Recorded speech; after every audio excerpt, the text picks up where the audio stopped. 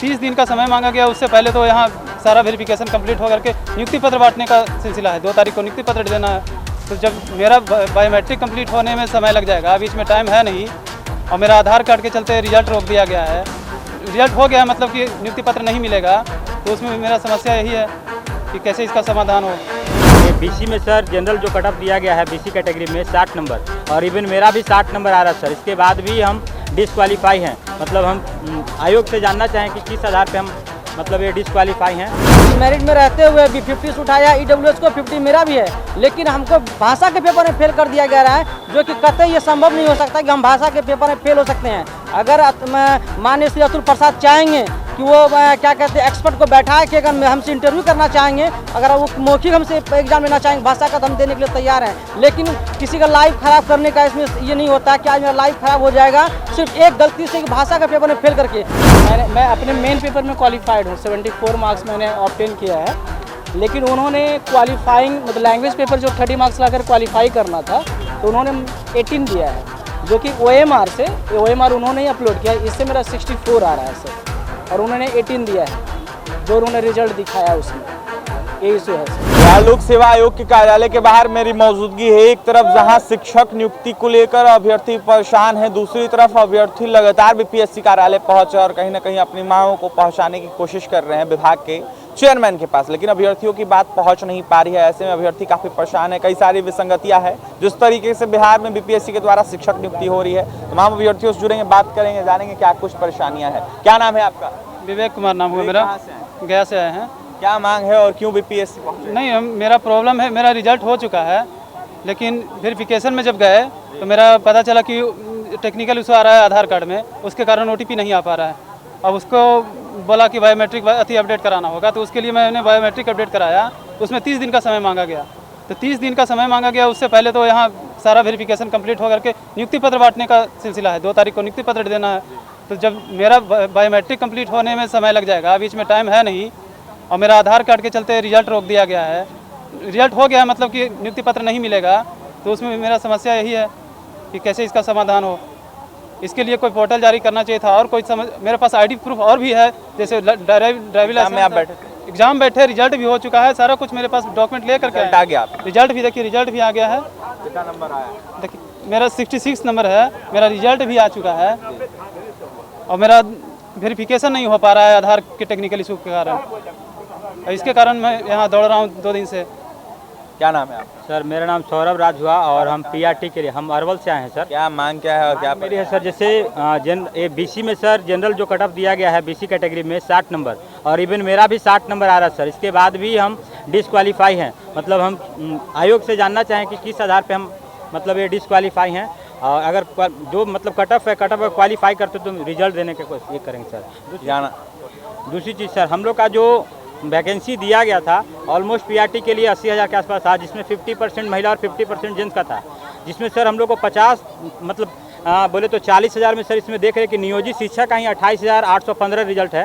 तो आप मान लीजिए अगर आपको रोजगार को ही रोजगार देने का इतना था तो वैकेंसी नहीं निकालते। बेरोजगार का झूठ का बोल रहे कि बेरोजगार को हम रोजगार दे रहे हैं, दिखावा किया जा रहा है। हाँ बिल्कुल, अभी ये पूरी तरह से हवा बनाया जा रहा है कि मतलब बेरोजगार को रोजगार दे रहा है। ऐसा कुछ नहीं है। जो ऑलरेडी कार्यरत है, जो शिक्षक नियोजित शिक्षक, आप जान रहे कहीं ना कहीं एक अपने जगह पे कार्यरत हैं, आप वो भी एक जगह वहाँ पे सीट लेंगे और इसमें भी एक सीट ले रहे हैं, तो कहीं ना कहीं सीटों को मतलब ये कर रहे हैं, वैकेंट रखा जा रहा है सर। तो इस पर सुधार करने की कोशिश किया जाए, आयोग से गुजारिश है।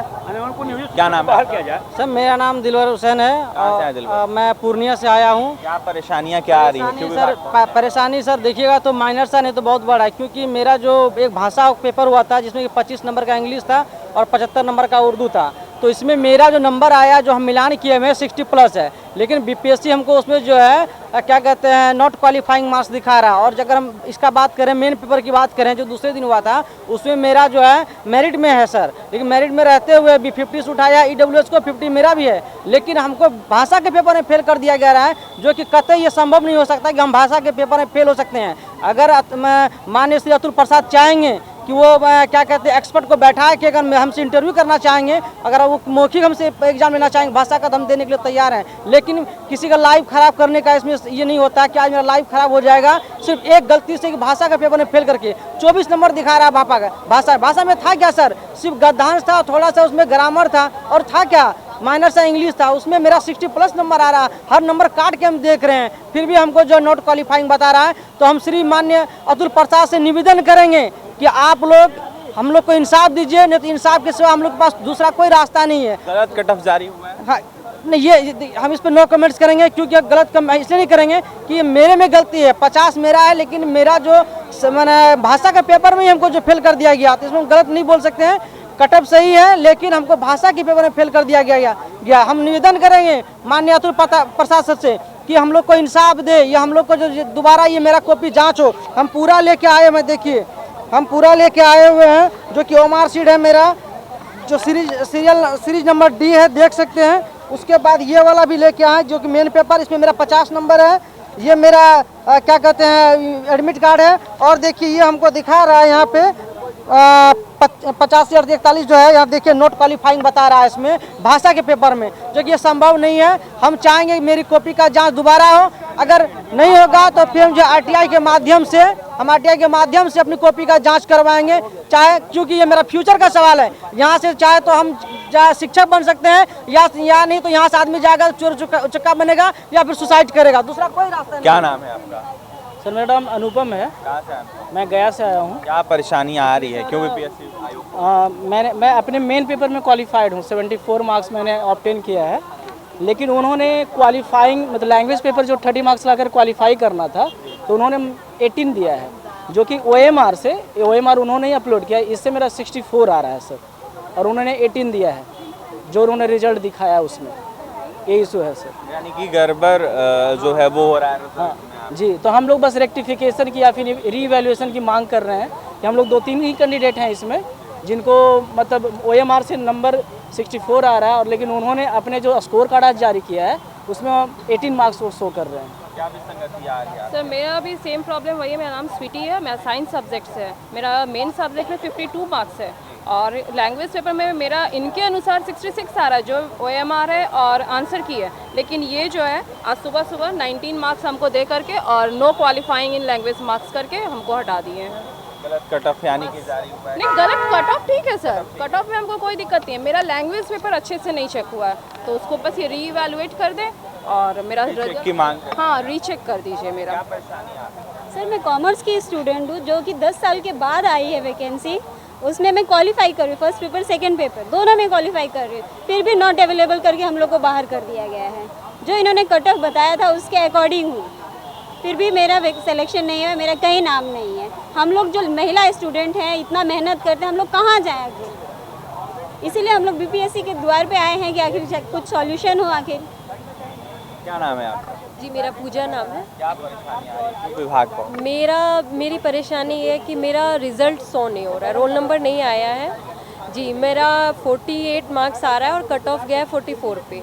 परसों कट ऑफ जारी किया गया है, तो मुझे लग रहा था कि मेरा क्वालिफाई नहीं हुआ होगा, बट परसों कट ऑफ आने के बाद मैंने अपना OMR से मिलाया है तो 48 मार्क्स बन रहा है, तो मेरा कट ऑफ से ज़्यादा है, फिर भी मेरा रिज़ल्ट नहीं आया। तो मैं यही पूछना चाह रही हूँ कि मेरा रिज़ल्ट क्यों नहीं आया, और ना कहीं अंदर कोई जाने दे रहा है। अब अतुल प्रसाद जी हैं, वही बताएंगे कि क्या होगा मेरा। क्या नाम है आपका? सर दीपिका नाम है मेरा। क्या परेशानी आ रही है? मेरी भी ये प्रॉब्लम है सर कि मैं बिज़नेस स्टडीज़ की हूँ, उसमें इन्होंने लेडीज़ का कोई EWS से हूँ मैं, और इन्होंने इसमें कोई कट ऑफ नहीं दिया है। लेडीज़ में इन्होंने NA लिखा हुआ है, और NA का मतलब है कि कैंडिडेट ही पूरा नहीं है इसमें, और मैं क्वालिफाई हूँ, मेरा 46 है। तो जब कैंडिडेट ही नहीं है तो फिर हम क्वालिफाई भी हैं, तो हमें क्यों नहीं लिया गया है? अतुल प्रसाद जी से क्या मांग? सर यही है कि आप सही प्रोसेस सही करिए। आप ये किस तरीके से, और कहीं पे आप कट ऑफ में जो कर रहे हैं, कहीं पे कम मार्क्स वाले को भी दे रहे हैं जॉब, कहीं पे ज़्यादा मार्क्स वाले को भी नहीं दे रहे हैं, तो इस चीज़ को सही करिए। सर वेटिंग लिस्ट आने वाली है, सेकंड वेटिंग लिस्ट, तो इसलिए हम लोगों को आस है कि क्या पता हम लोग को उसमें सुधार करके रिजल्ट दिया जाएगा, क्योंकि मेरा कट ऑफ से ज़्यादा मार्क्स आ रहा है। इस आस में मैं दिल्ली से यहाँ आई हूँ जी। जी वेटिंग लिस्ट में नियोजित टीचर को उन्हीं के सीट पर मर्ज करते हुए इधर वाला जो बिहार के युवा है उनको मौका दिया जाए। हम लोग का डिमांड यही है अतुल जी से। बिहार के जो युवा हैं, जिस तरीके से वेटिंग लिस्ट सेकंड का जारी होगा, ऐसे में बिहार के युवाओं को मौका देने की ये तमाम अभ्यर्थी मांग कर रहे हैं। तो वहीं कई सारी विसंगतियां है, जिसको लेकर BPSC आयोग के पास पहुंचे अभ्यर्थियों का यह साफ कहना है कि कॉपी मेरा चेक होना चाहिए, क्योंकि कहीं ना कहीं लैंग्वेज में हमने सब कुछ सही लिखा था, सब कुछ सही कहीं ना कहीं किया था, लेकिन फिर भी उसमें फेल कर दिया जा रहा है। OMR जिस तरीके से जारी हुआ है उसमें देखा जाए तो उसमें भी कहीं ना कहीं जब हमने मिलाया तो सब कुछ सही था, लेकिन उसमें हमें फेल कर दिया गया, नोट क्वालिफाई लिखा जा रहा है। कहीं ना कहीं ये तमाम गड़बड़ियाँ है और इसको लेकर अतुल प्रसाद से तमाम अभ्यर्थी मांग कर रहे हैं सब कुछ गड़बड़ी जिस तरीके से हो रही है उसको सही किया जाए। तो वहीं अभ्यर्थियों के हित में अतुल प्रसाद काम करे, न कि अनहित में काम करे। नियोजित शिक्षक 28,000 से ऊपर इस बहाली में शामिल है, ऐसा भी आरोप लग रहा है। कहाँ तक सही है, कहाँ तक गलत है, लगातार सवाल उठ रहा है। लेकिन लगातार अभ्यर्थियों के द्वारा ये आरोप लगाया जा रहा है कि रिजल्ट में नियोजित शिक्षकों को भी कहीं ना कहीं शामिल करवा के इस बहाली में